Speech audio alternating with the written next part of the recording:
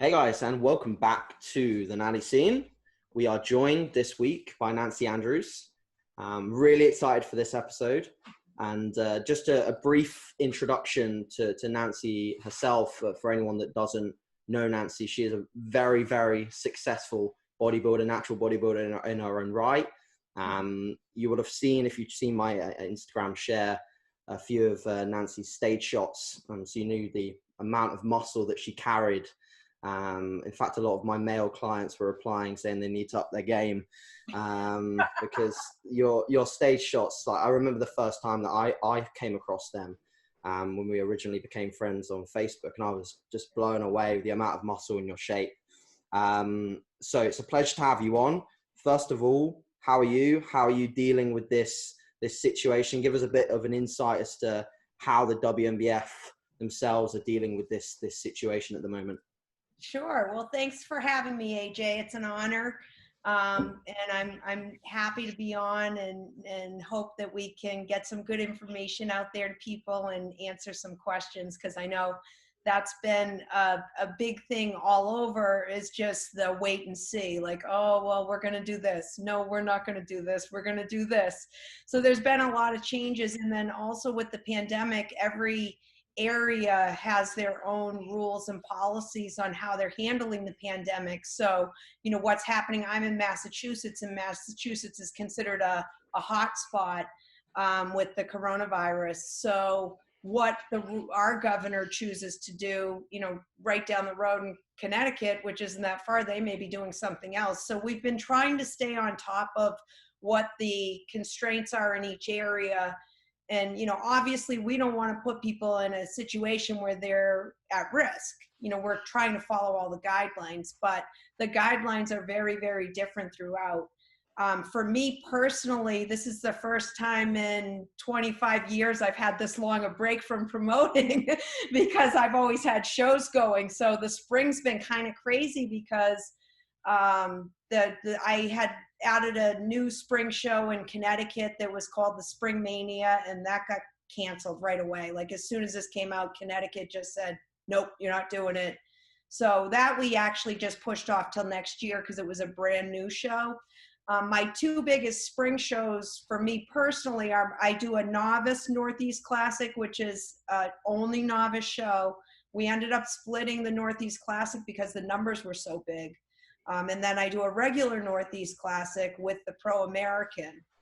And those have been pushed out, and we're going to be doing those later on. The majority of the WNBF shows, every affiliated show, so all of the international shows all got pushed out. So those are all coming more like late summer, fall. You know, Lee's shows I know got pushed out. Your spring stuff, Yeah. Yes, you had to push that out too. And as far as the U.S. shows, so on our docket, our first U.S. show is actually mine here in Massachusetts, June 20th and 21st. And we're still waiting on the state regulations, which will come out June 8th, as far as how many people we can have there. I have already given up on the audience. We won't have an audience, but we will have a live feed so people can still see it. There's a lot of people that have been holding over for the spring. So the goal with that is just to have the show and be able to have it. The only way I was even allowed the possibility of having it is that I said we absolutely will not have an audience. So a lot of promoters aren't in a position they can do that. Okay, sure. So Nancy, I got carried away talking about your physique and actually forgot to mention that you are the president of the WNBF in your introduction. I want to know a little bit more about how you came about that role, how you got into, first of all, bodybuilding itself, and then how it transitioned to then becoming the president of arguably the best natural federation in the world. Yeah. So you want a short version, or you want? Let's go for a medium so we can actually ask some other questions. Wait, you want me to stop if I'm talking too much, because I can talk a lot. Oh, that's good. So how I got into bodybuilding, I was a collegiate gymnast. I got out of college. I needed something to do. I was coaching, but I joined the gym, and at the gym right away I had, oh, you should compete. And I'm like, compete in what? Like, I can't do gymnastics anymore at that level. You know, I'm thinking gymnastics terms, but I ended up getting hooked up with a gym that the gym that I started at was the Gold's Gym in Worcester. And at the time, there were not millions of Gold's gyms, but you know, every major city pretty much had a Gold's Gym. And the gym owner was so committed to bodybuilding that he actually ran a gym show that was for just our Gold's Gym. And some pretty famous bodybuilders came out of the Gold's Gym show. Go on, Jay name drop a few. Cutler. No way. Jay Cutler, Wow. 4-time Mr. Olympia. And I guess I might be a little famous in the natural realm, but I'm not quite Jay Cutler. But yeah, so Jay was working out there at the same time I was. He was a teenager. I competed in the gym show and went on and continued competing in all kinds of natural shows. I did, and non-tested shows. I did the NPC, I did the NABA. At the time, there was an organization that was pretty big, especially in the Northeast. It was the AMBC, and most of the AMBC promoters actually went on and promoted for OCB. They didn't, you know, that was kind of where the OCB took over the AMBC, and that's where they had a big base of competitors. But so I competed in all that kind of stuff, and one of my friends had said, oh, you should do this NGA. The NGA, you can qualify to be a natural pro. And I was like, oh, well, what's that all about? And so I got some information on it. I flew down, I went to a show in North Carolina. It was called what was it called at the time? It became the Atlantic Coast, but it was called something else when I won it. I can't even think of what it was called. But anyway, it was Damian Fisher was the promoter. And he actually ended up being a promoter for the IMBF. But I competed in his event. I won his event. I won my WNBF pro card. And then from there, I was like, okay, so what is this natural pro about? And at that time, the reason I flew to North Carolina to compete was because the way the WNBF was set up in the US at that time, they had 2 qualifiers in New York, 1 in North Carolina, 1 in Texas, you know, so there were not so many. Every show was not a pro qualifier.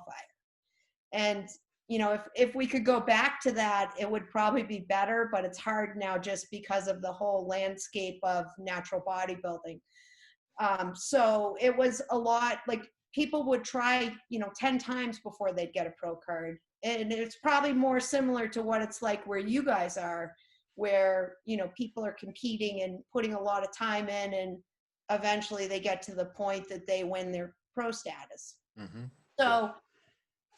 So from there, and at the same time, so I won a pro card. The person that did the gym show said to me, hey, you know a lot of people, you're social, you're outgoing, you know, you go to all these gyms. What do you think about us promoting a regular show? So and I had only been involved with bodybuilding for like a year, but my husband, who Lee knows my husband, was really into bodybuilding, and he was connected with a lot of different people in bodybuilding. So going from, you know, just being a competitor, I was going to different gyms and working out and meeting people. I knew a lot of trainers locally. And you have to remember, back then there was no internet. So the way that we were marketing our shows was kind of grassroots. Like I'd go to a gym, meet a trainer, they'd bring 2 or 3 people, go to another gym. So I spent a lot of time early on traveling to different gyms to work out myself. And then I would meet these different local people. And I had a huge network of people that I knew within the sport that I could call on the phone. We actually called people back then. Call on the phone and be like, hey, you know, what's going on? We are thinking of doing the show in May, you know, would you come? Oh, of course I'll come, you know, call me when it gets closer. You know, it was just different. It was a different time period. So I started promoting, and I promoted for AMBC because that's who I was familiar with the most, and I had competed with, and I wanted to promote drug tested. I didn't want to promote a non-tested organization. even though I had jumped in some of their shows, it was kind of fun to do just to see how you do. I wanted to promote the drug-free because I knew that that was a better path for people, and that the things that they would get from it would be more positive than there was, you know, they were going to learn about health and nutrition, and they will in any way you compete, but just I was familiar with that. I liked that. I wanted to promote that. I wanted to promote that people can do this without drugs. They can look really good. They can be competitive. They can have a good experience. So we promoted for them, and that was 96. And then the next year I competed in the Worlds and I won. And it was actually kind of, you know, I didn't know what to expect. I had gone into the show. I knew at the time the biggest name in the WNBF was Kathy Unger, and Kathy Unger was in the show. And I was like, oh my God, Kathy Unger's in this show. And she's incredible. She's a great competitor. And the other interesting thing from that show, my husband came with me. We weren't married at the time. And he knew Bob Gruskin. I didn't know who a lot of people were in bodybuilding. And so Gruskin was actually at the WNBF Worlds that year taking photographs. And my husband, when the women went on, you know, he's like, oh, wow, this is a really good class. Now, then there weren't weight classes. It was just everyone was in one class. And I think there were 20 something people. So he asked Gruskin, like, well, who do you think's, you know, Unger's huge. Like, who do you think's got it? He goes, no, Unger's not going to win today. That smaller girl over there, the short one, she's going to win. That was me. And so we kind of laughed about that, and my husband said to me, I'm like, oh, so what do you think? And he usually wouldn't say that much after the prejudging because you don't know how it's going to come out. So he said, well, I'm not sure, but Bob Gruskin thinks you're going to win. So most likely it's going to happen. So we always kind of chuckled about that after, that it was kind of funny. So, yeah, so that was, you know, and then I went on and continued competing for years in just, you know, just the WNBF.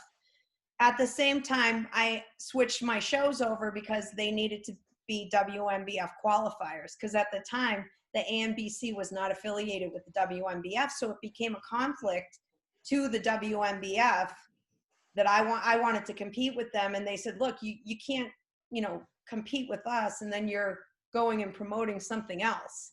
So that's kind of where I came into being a promoter, and I continued promoting from that point on for the WNBF. And then, you know, I went to many worlds from there. I was a every other year kind of gal. I'd win, I wouldn't win, I'd win, I wouldn't win. But looking back on it, a lot of it was my own fault, because every time I would win, I would always, and I didn't figure, it took me a while to figure this out, that this is what it was. I'd win, and then I'd be like, oh, I have to do something different next time so that I'm better. And it never worked. And then, so then when I'd lose, I'd go, oh, well, you know what worked was what I did 2 years ago. So you know what, I'll go back to that. And then I'd win. And then finally, when it got to be like 2003, I had won. And I said, you know what, I'm going to go for one more, because I have to break this pattern. This is like awful. I'm every other year. I'm going to do the same thing again. And hopefully the result is better, because I'm going to continue on what I was working. And then I won in 2004, and that was it. So that Awesome. was my competitive, and so my advice is, if something works and you're winning, don't change it too much. Good advice. Good advice. Fantastic. So yeah, I think now I'll hand over to Lee a little bit, and Lee can direct some questions your way.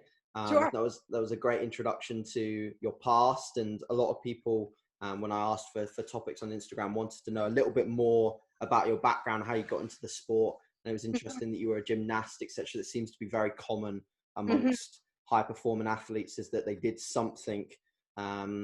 Generally, sometimes it is a sort of more of a single person sport that they play up until then bodybuilding, and then do really well. So yeah, it's interesting to hear. Lee, feel free. Thanks, AJ. So yeah, to put a bit of context on a couple of things that Nancy said, and I'm very mindful that a lot of the listeners to this podcast are going to be in the UK. So as much as I know things that you're referring to, they may not. So I'm just going to put a bit of context on a couple of things. You mentioned Kathy Unger, who was the number one competitor in the WNBF at the time, wasn't she, when you first came onto the scene? For those of you that don't know, Kathy Unger was actually an IFBB professional, and she competed in the Olympia. She was incredibly high level back in the 90s, in the mid 90s. Yeah. You also referred to Bob Gruskin as well, didn't you?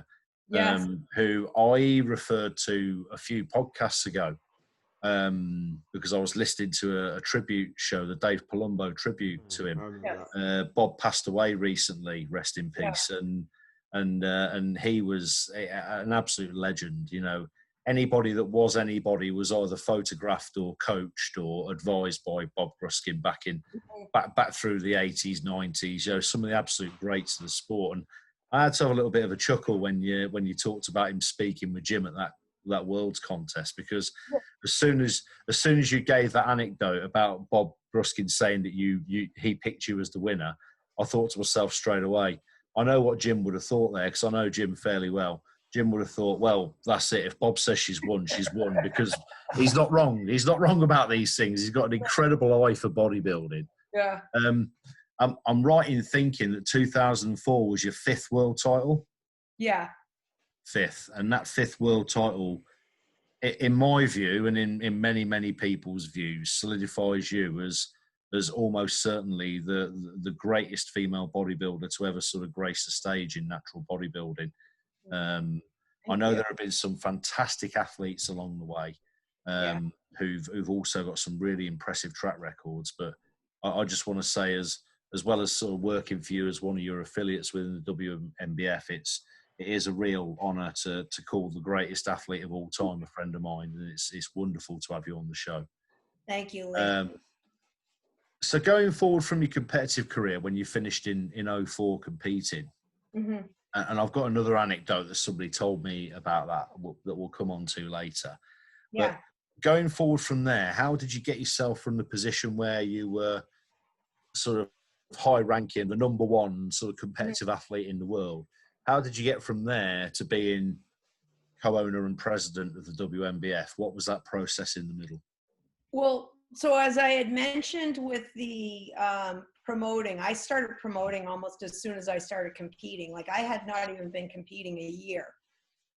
And I do think a lot of the ways that we promoted back then led to longevity in my promoting career, because you see a lot of promoters coming and going for a lot of reasons. But for me, you know, I made a lot of friends along the way that we are still friends today, and we can talk a little bit more about that. But with the promoting, so even as I was competing as a pro, I was promoting shows. I was promoting my June show, which is my Northeast Classic show here.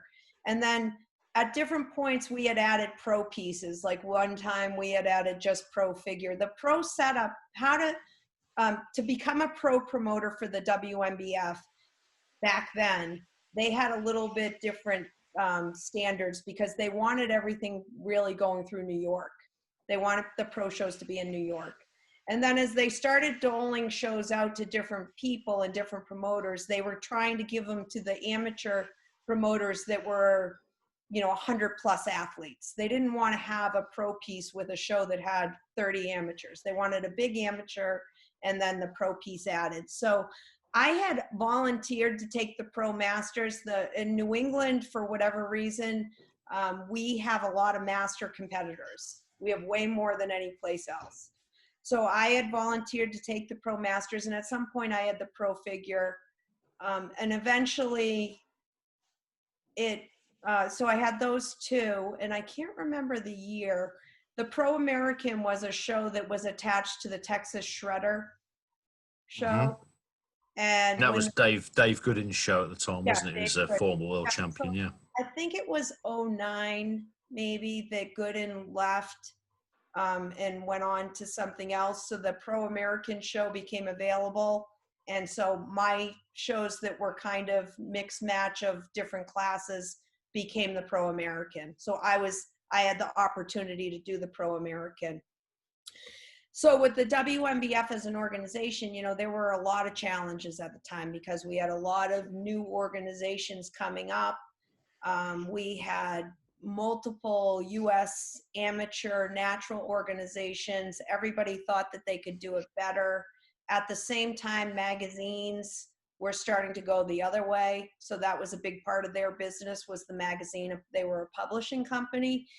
The person running the WNBF at the time was Charlie Carollo. Mm-hmm. And I was really close with Charlie. Like, he was somebody that I talked to on a regular basis. We would bounce things off. Some of the decisions in the WNBF, you know, I knew everything that was going on because Charlie was keeping me informed. And at the same time, I was promoting some pretty big shows for them because I had, in 2003, I ended up buying the Monster Mash. And everybody, I remember when I bought it, people are like, why would you pay money for a show? You can just go and promote your own show. You don't need to. But the person that had the show had promoted it for a number of years. His name was CJ Bouchard. And I felt like there was a value to his show and that I wanted to be fair with him because I knew that if I took it and it was just mine, that I would be able to do well. I'd be able to promote it. So initially he wanted to be involved. He wanted me to be bringing him back. And I said, look, CJ, the best way I see this working is that we just, you know, I pay you for it and we both move on, because if it's still your show, if I'm still bringing you back and it's your show, then I'm not developing anything over this time. So I'll pay you for the show. You're always welcome to come back. You know, I would have you, you know, a part of the show if you want to be part of it, but I think it needs to be a clean split. And so initially I was not allowed to promote it in Massachusetts because it was a Connecticut show. So I was promoting that show in Connecticut as close to Massachusetts as I could get because I live in Massachusetts. The states are small here, so it's not like it's, you know, going from one end of California to the other.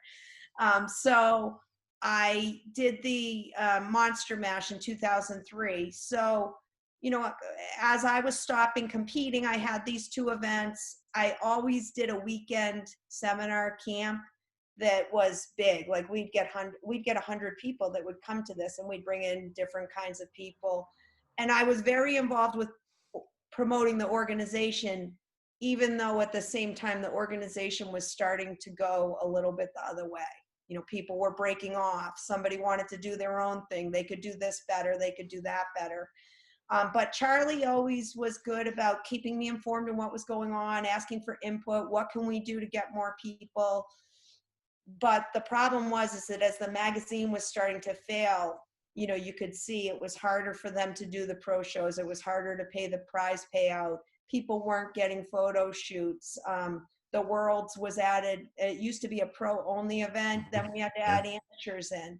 You know, it used to just be pros. Like we'd go to the show, it was all pros. You know, there were men's classes that had 60 people in them. They were huge. And it was a different time and a different world, and a lot was different. So with that, in 2013, Charlie came to me and said, look, you know, Che doesn't want to do the Worlds. Che was the owner of the magazine, the Natural Bodybuilding magazine. Che doesn't want to do it. And I was like, well, why? You know, you can't not have Worlds. Like this is, you know, we've been doing this since '89. You have to have Worlds. That's the show. And so Charlie said, no, Che's not going to do it this year. So, you know, I don't know what we're going to do. And I said, well, we can't not have it. Like this show has to happen. I said, what can I do? Charlie goes, well, you can promote it. And I was like, what? And he's like, well, you know, do you think you could promote Worlds? And I'm like, well, what, you know, where are you having it? He goes, oh, no, we're not going to have it. You're going to have it. So you pick where you want to have it. And I was like, well, if I'm going to have it, like I need it to be close to where I live, because at that time, you know, my kids were both very young, and it just was like, I can't go like this. The idea of me going to New York and trying to run this international event with a little help from, you know, he obviously helped me a lot. he did a lot to help me to make it work. But he said, no, have it where you are, even though it's a little bit out there. You know, you're not in a major city, but you're in a big enough city. You know, find a place, see if you can do it. And as soon as we figured out, yeah, I could do it, I switched my venue for my Monster Mash to a bigger venue because I wanted to have a dry run. So we said, look, let's run the Monster Mash in the same venue that we're going to run the World, so that we've at least been through it once. Because there's always little things, you know, when you're promoting that you're like, oh, I should have done that. I could have done that. Yeah. So I got a group of people from here, and I've been really fortunate with the promoting side, that a lot of my friends that I met back when I used to travel all over to different gyms have also stayed friends with me, and they want to be part of the show. So we get a lot of the same people, and they would come and help. And so we got our team together and said, hey guys, what do you think about the Worlds? And they were like, oh yes, do it. This is awesome.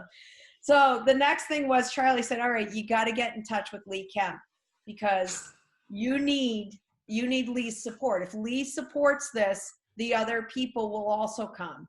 So I got in touch with you. I think it was just via email back then. It was, yeah. I sent an email and I explained the whole thing, what was going on. You know, Lee was aware that, you know, the magazine's not doing well. This event has to happen. We really need it to happen. And Lee was the first one that said, I am behind it 100%. I will have a team there. We will definitely show up. We will compete. And you took a lot home. You guys did really well there too. We had a good year. Yeah. Yeah, that was a great year. But that was kind of, so at that point, we all kind of knew that the WNBF was struggling financially, you know, that things were not going well, because the magazine was subsidizing the organization. So with the magazine not there, not able to do as well. At the same time, Charlie was not gung-ho about taking it over, because I said, Charlie, why don't you take over the WNBF and, you know, run it? And he's like, nah, I'm good. You know, I've had my time. I've been doing this for too long. You know, it's just, we're not, you know, I don't see it working. And after multiple conversations with Che, and believe it or not, Matt Park was part of that coming together, because I think Che would have liked to see Matt Park take over the WNBF. Okay. That was Che's, and he really liked Matt. And Matt has great energy. He's real positive. He's a young guy, a real go-getter. But I think for him too, it was a little overwhelming. So at that World, I you know, talked to Matt, and Che had already approached Matt at that time. Matt's like, I don't know. What do you think? And I'm like, well, you know, if you really want to do this, you know, I'm going to support it. And then we had talked about, you know, possibly doing it together. How would that work with him owning, at the time he had IMBF Canada. That's right, yeah. I was a promoter in the Northeast. You know, it's a big country. And Bob and Tina, I had invited to judge that Worlds. So I had been friends. I competed with Tina. I think the first time I met Tina was like 98. She was competing. I was competing. We competed a number of times together. Before 9/11, you know, Bob had competed in the, I think it was the Universe show or the International they had in New York. I had traveled down to see them that weekend, to see them compete. So we were, you know, just buddies. And when I was taking on the Worlds, they were like, oh, you know, that'd be cool. We'll come and judge for you. So they came. And then the idea of, hey, maybe if we can get, you know, I can handle the East Coast, that seemed more comfortable for me because my kids were little at the time. So it was 2013. My son was 3. My daughter was 5. You know, the whole, and I already have a full-time job. My family has a business that I work full-time. The whole idea of doing all of this, I'm like, you know, I need more help than that. I don't think I can do it all. And Bob and Tina were just like, oh, this is like such a great opportunity, because they were doing a lot of the same things I was doing on the West Coast. And, you know, were involved in a lot of shows and had a lot of connections. So we kind of all got together, and as the chips fell, Matt decided that it probably wasn't the best move for him. He didn't have his heart and soul in it. He kind of was in between whether he wanted to do IMBF Canada or take on a new career, or so he bowed out and we moved forward. And, you know, Tina, Bob, and I took it over, and that was 2014. And, you know, it's been good. There's been a lot of ups and downs, more ups than downs. Yeah. Lots of different kinds of struggles. But I think, you know, moving forward, I think the future is very, very bright. And having the affiliates and having the presence internationally is huge, is, you know, really makes it different than a lot of the US organizations that promote natural bodybuilding that have a world championship with all US competitors and one guy from Canada. Well, it's like you say, when we have our affiliates meeting every year at the Worlds, the W stands for world, doesn't it? Yeah. I know Tina uses that phrase a lot when you speak to us, and yeah. You know, in representing the WNBF, and the W does stand for world, and yeah, it's blossomed, doesn't it, to a huge affiliation with 30 international affiliates now. Yeah. Like 30 international affiliates. But what you just said, absolute solid gold. I've sort of taken every word and sort of taken it in, and I've seen a few parallels come from it, and there are a few things that really struck a chord with me. 96, the first year I ever promoted a show. Mm-hmm. We promoted our first show, was in the same year, bizarre. And you talk about the structure, and here's another strange similarity. You talk about the structure of building your show up a little bit before you were allowed to put a pro show on, which is the same I went through as an affiliate. Yeah.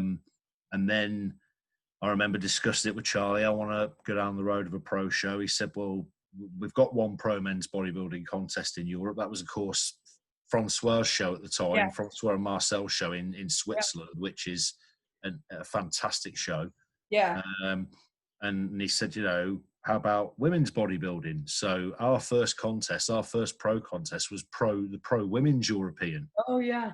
In 2013, we were the first and only pro women's bodybuilding contest outside of the US. I think we would be the only one ever, I think. I don't think there's ever been another WNBF pro women's bodybuilding show outside the US, apart from ours. And then another funny thing happened, was, do you remember David Null? Yes. Down in Texas, same situation you're in. He decided to go off and do something different, and the Pro International was being run by him at the time. Oh, that's right. And it became available, and now it's our show. Yes. So we both got, you got the Pro American, I got the Pro International. We inherited them. Inherited them both from promoters from Texas that went elsewhere. Right, that's cool. How weird is that? Yeah. I was there in '93. Some other bits of context here. Matt Park, obviously, we've talked about. He was the president of IMBF Canada, which is now WNBF Canada. His vice president, Leo King, took that over a couple of years ago, didn't he? Yes. And Matt's moved on to quite a big career in the sports nutrition industry, hasn't he? He's got his own supplement line. Fantastic guy, full of energy, full of positivity, kind, nice, very, very motivated, wonderful guy. Yeah. I never knew he was involved in the whole sort of potential handover. He was, but I think, and it was, the timing of it wasn't good for his own personal development and his personal career. But I will always give him credit, and I appreciate that because Che had his people that he was comfortable with, and Matt was someone that he really felt comfortable with. Matt, prior to that, Che had conversations with David Null about the taking over the WNBF, but it didn't go the same way. So Matt's very diplomatic, and I really think that Matt, the comfort level that Che felt, and that was something that, Che had a vision that nobody else had in the late 80s. Yeah. Nobody else had this vision of, I want to support the people that do this naturally. And, everyone in natural bodybuilding, Che and Charlie Carollo and Steve Downs, those three together were pioneers, and they put natural bodybuilding on the map. And, we can't forget that. So as Che was giving it away, Che's motivation was not, he was going to make $1 million out of natural bodybuilding. It was just a passion and a love. And he had put a lot into it. And his magazine was incredible. When his magazine was going, I can remember, I couldn't wait for like, oh, okay, it was quarterly. And so I knew when it was coming, and I was like, oh, I can't wait to get the mail because I know it's going to be coming any day. So, the stuff that he was doing, but his comfort level with who was going to have his organization, when he met with David Knoll, who David Knoll was a promoter for the IMBF at the time, he just didn't feel it, I think. And Che's the one that said, nah, I'll keep it another year and see what happens. But with Matt, Matt's energy is just, it's so good. Like, he's just so positive. He's such a good guy. And he was passionate about it, but it didn't fit with his personal goals. So it was going to be different. He knew that it was not really what he wanted to be doing. And now he's like a motivational speaker. He's got his supplement company. He's doing all this fitness stuff. I mean, he's done fantastic. But if it weren't for him, I don't know that it would have gone the same way, because I was not the person that Che wanted this going to. I was there I was promoting. I had the biggest numbers. I bailed them out on the Worlds that year by stepping up to do it. Charlie didn't want to be part of it, and Charlie would have been ideal, but he didn't want to spend his time doing that. And Matt was the guy that Che really wanted to have it and wanted to be part of it. And it all worked out because, I think Matt was smart enough to know it's important that this keeps going, but I'm not the person. And he bowed out before we even got going. But he stayed in long enough that the deal was done. Yeah. I mean, typically noble move of Matt, because he's a very humble, very well thought of guy. Much like yourself, and it's a subject I'll come on to in a little bit because I've got a question based on that. A great business brain, as well as being passionate about bodybuilding and a good bodybuilder. Che Lowe, Charlie Carollo, they were the people that were sort of, Steve had left by that point. Yeah. But Che and Charlie were in the chair for the WNBF when I first got involved. Yeah. Che, wonderful man. He could pick a fool a mile off, that guy.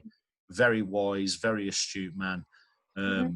And you talk about Charlie as well. There's a funny little side anecdote about Charlie.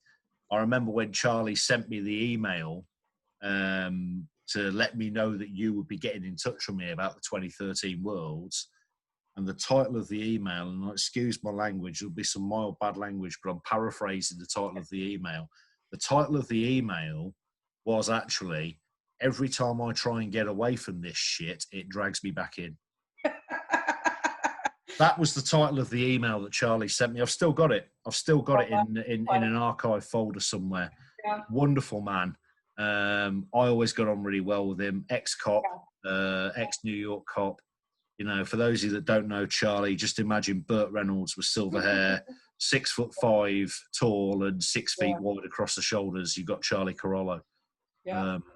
With a typically sort of New York Italian kind of temperament as well. Use the F word an awful lot, but mostly as a salutation, not as a swear word.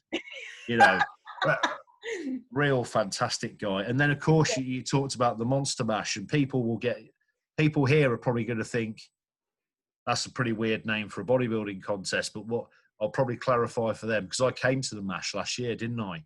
Yeah, you did. First time I came. Yeah. And that was a great memory because it's still in the same venue that the 13 Worlds was held in. It was still at Worcester State University. Yes. Wonderful memory of being there, and made some wonderful memories there. Yeah. Because obviously that was the last time I got to see Bill Murphy. Mm-hmm. And Bill was one of the team that was behind you in 13 putting the Worlds together. Yeah. A real stalwart of the WNBF, and a dear friend who we lost earlier this year. So that will live on forever, that memory will. But I know. The contest itself, the Monster Mash, for those of you that don't quite get it, it's kind of a Halloween themed show. Yes. And I never got it until last year when I came. Yeah. And the competitors had their T-shirts. They were orange T-shirts with little pumpkins on them. Yeah. And I thought, Oh, I get it. I know. I get why it's called the Monster Mash now, because it's Halloween and like the monsters and the scary stuff. And I get that now. But yeah, 13 was a great time. Also, I got to meet Bob and Tina for the first time when we came to the contest. I remember they were sitting in the hotel lobby having a drink when I arrived with the team on the Thursday night. Yeah. And we sat down, Amy and I sat with them and started talking and didn't stop talking for hours. And we've been great friends ever since. Yes. And no doubt we'll get Bob and Tina on to talk to us, you know, a few episodes down the line. Yeah. And you guys have been working together since. But the whole journey of going from bodybuilding competitor to, you know, switching your promotional affiliation to the WNBF, to becoming the president of the WNBF, and essentially keeping it alive, stopping it from dying, because that's what happened in 2013, wasn't it? Yeah, it was. An enormous journey. And here was the question I was leading on to. Do you feel, and I know what my answer to the question would be, do you feel, because I know, you know, obviously we've all got lives outside bodybuilding, like you've intimated, you're very much a part of your family business, which is a successful family business. Do you believe your skills in business outside of bodybuilding have been the thing that's made your success inside bodybuilding in terms of you promoting and running the association so successful? It's definitely helped because, you know, just handling different situations, making choices or making decisions based on facts, business facts. You know, there's certain policies, like people will, like I can give you one policy that's just, I've been pretty adamant about, and it's never failed to go the other way, to give a first-time promoter a pro show. And I always say, absolutely not. And we have done it a couple times, I think twice since I have been in here. We gave one in Ohio. The show got canceled because the numbers weren't there, so they just totally canceled it. We gave one last year in Orlando. And again, you know, they had an okay event, but without having that amateur base, you're not going to make it. You're not going to make it. So it's a, you know, a one-time show. And hopefully the promoters of the Orlando show, they were both, you know, good guys and I think can do well. But I think that that was probably not the best decision to add the pro piece with the prize money, you know, and that makes it tough. But different decisions throughout the whole, you know, or the decisions that we have to make as owners of the organization, you always have to think about longevity, because you know, I don't want to run the business. I could run the business for a year and make all kinds of decisions, and at the end of the year, that's it, and we call it quits. Or I can run the business and maybe make some decisions that may not be the most popular, but I know long term, because I'm committed long term. I'm not looking at 1 year. I'm looking at like 5 years from now. Some of the decisions I make are going to affect the income of this business, or they're going to affect the promoter's ability to make money in this business, because it is a business. If I make the wrong decisions, they may not stick around. You know, if I make bad decisions with my affiliates and start doing things that they decide, you know what, I don't agree with her on that, you know, next year I'm not going to sign back on. So we don't want to do that. We're trying to build long-term relationships and keep people with us. Just like in my family business, we make, believe it or not, electrical cables, which is nothing to do with this. But my customers, if I get a customer and I'm working with them, I want them coming to me on every project. I want them to come back to me and continue buying from me. I want the long-term business, you know, rather than starting over all the time. So it is similar in a lot of ways. And, you know, the policies of the organization, you have to think ahead, you have to be proactive.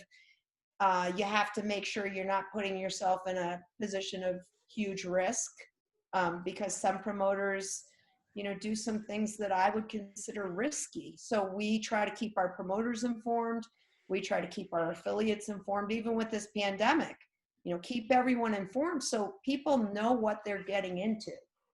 And if it's too much for them, you know, you don't want to do it. Absolutely. I mean, it's kind of, I was talking to somebody about this a little while ago about the running of the association and things that go on with it. And I can't. You ever seen the film Bruce Almighty, the Jim Carrey film? Yeah. You know the scene where he wants a bit of romantic mood lighting, so he pulls the moon a little bit closer, to make things Right. nice and romantic. But then because he pulled the moon closer to the earth, some country got flooded. Yeah, right. You have to weigh off those decisions. It's exactly. And I've certainly found as I've got not older, it's not about age or particularly about the amount of years I've been in the game, but I found that the more successful I've got in life, and I'm not professing to be that successful, but the more I've learned about life and the more grounded I've become in life, the more able I've become to make less impulsive, more sensible decisions about the way the sports run as far as we're concerned. Right. And it's the same with Mark Oakes. Mark, obviously Mark very well. Yes. Mark is an incredible mind. I mean, everybody that watched the podcast last week got an insight into just how razor sharp the brain of Mark Oakes is, and he knows how to make a wise decision that might not be the prettiest decision. It might not be the decision that rubs everybody's ego the right way. Right. But long term, it's always the best one. It's it's balancing off your love for bodybuilding and wanting to do everything, but knowing that the stuff that needs to be done and the garnish comes and goes as it pleases. And I think we've all got a great balance of being able to do that, and I think we've all learned off from each other. I know I've certainly learned a lot from being involved with promoters and people at that level. Oh, yes. Within the sport. So the last thing about promoting before we move on, because I know I've got we and AJ in particular, it's AJ's podcast, but we've got a lot of people that want to know about the sports side in terms of you personally, because nobody's ever had a chance to talk to you or hear you talk about it before. So we'll move away from the boring side of it, the bit that people just expect to happen. Yes. People expect the contest to magically pop up, don't they? So they don't care about that part. But, they do. Yeah, the thing is, I remember a funny thing about promoting, and Lee, you'll appreciate this. It was a promoter for another organization. It was someone that promoted the Muscle Mania, and he was getting so frustrated because the numbers of people, like 1 year he'd have this number, 1 year he'd have that number, people, and then he was a funny guy because he was kind of counting like, hey, the polygraph tester made more than me, like this isn't right. The person doing, the pictures, they're making more than me. This isn't right. But he wrote this funny letter, and it was about the competitors. It was 2 competitors saying, look, I'm here every year. I'm putting this out for you every year. I take all this risk on, and then I get these notes. Oh, I'm going to come next year. I'm going to do this next year. I'm going to do this in 2 years. And he's like, the competitors want us here every year. Because everybody's year is a different year, but nobody, they don't want to support all the other stuff. So that's where I've always tried to get those competitors that aren't competing to come and help, so that they're part of it in another way. Mm-hmm. So you just have to be creative with your resources to keep people involved. Yeah, we've got obviously with the pandemic and stuff. There are a lot of people that have just thrown in the towel at the first hurdle. The gym's going to be shut for a couple of months. I don't want to do, I can't do what I normally do. Forget it. I'll come back next year. Just automatically assuming there's going to be a next year. If we can't put any show, if we didn't put any shows on this year because nobody turned out to compete in them, then we might not be able to do it next year. And I've been drumming the message home for a while, and this leads on perfectly to my last point. I've been drumming it home. I'm putting the show on. The show's going to happen. You will have a stage to compete on. I'm staying true to my commitment. This is what I do. I've got a full-time job. I try and get the occasional workout myself. I have a family. I'm still going to put my head on the block and do this. I'm going to risk the money. I'm going to, I know that the association is an association run by many people, but I can trust you. If that venue lies empty on contest day, the bill to pay for the rent of it comes out of my pocket personally. Exactly. There's no money, there's no big pot of money at the end of the rainbow. So I'm doing my bit, and I'm trying to encourage the athletes this year, even if you're not going to be quite as good as you thought you were going to be, everybody's in the same boat. Yeah. Nobody's having the ideal year. The sport still needs to live and breathe. If the venues are open, the shows are possible. Just compete. Just get your head down and do it. Right. For our listeners here in the UK, just let them hear it straight from the president. There's going to be a WNBF Worlds this year, and we're all going to be there. That's right. Yes, we will definitely have Worlds. The venue in LA, we've confirmed everything looks good there. Now, California's a huge state. If you had to move venues, you move venues, but it's going to happen one way or another. Tina's already has alternate venues that are private, that are, hotel, ballroom kind of venue. Yeah. And if we have to go there, that's where we're going. It's kind of, I think the biggest challenge here anyway, I don't know what it's like there with the pandemic, but here where I am, the biggest challenge is just to get something going. And that's why my June 20th show, people are like, you're crazy. Like, why would you do this? Well, I'm doing this because we can do this. If they tell me 50 people can be there, well, I'm not going to break the rules. Absolutely not. And it's going to be a lot more for me and my staff to manage and move people and get them in and get them out. But we're going to make it work. It's going to happen. As long as the regulations are there that we're allowed to have 50 people, no audience, we're going to do it. And I think that for the athletes, I am totally committed to doing this for them. And, there's not a huge benefit for me. There's no audience. We're doing it to get the season going, to honor those people that have given up this time. And I've said to every person, thank you for entering. You are going to be like one of the only people that not only fulfilled the challenge of competing, you competed through a pandemic with no gym, because gyms aren't open here except one, Dave Blondin. You know Dave Blondin, you met him. Yeah.